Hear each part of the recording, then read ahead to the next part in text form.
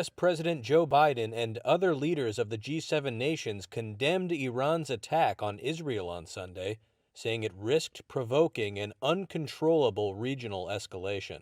A White House official said Biden warned Israeli Prime Minister Benjamin Netanyahu that the U.S. will not take part in a counteroffensive against Iran if Israel decides to retaliate after Iran launched an overnight barrage of missiles and drones on Israeli territory.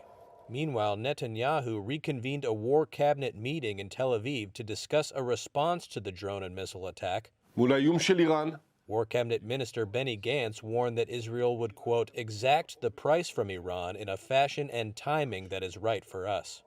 Iran's armed forces chief said the operation was considered successful and, quote, deemed the matter concluded. But Iran warned Israel and the U.S. that a retaliation to its overnight attack would elicit a far bigger response. The Israeli army released footage on Sunday that it said showed its fighter jets intercepting unmanned aerial vehicles and cruise missiles launched from Iran. The more than 300 missiles and drones, mostly launched from inside Iran, caused only modest damage in Israel, as most were shot down with the help of the U.S., the U.K., and Jordan. An Air Force base in southern Israel was hit but continued to operate as normal, and a 7-year-old child was seriously hurt by shrapnel.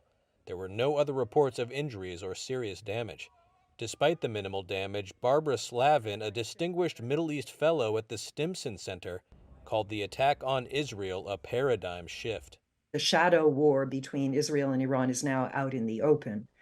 But given that, Iran did it in a very calibrated way, sending these slow drones, hours and hours flying from Iran to Israel, giving plenty of time for the Israelis and the United States and others to prepare.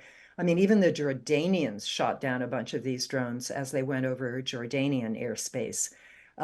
Thank God no one was killed.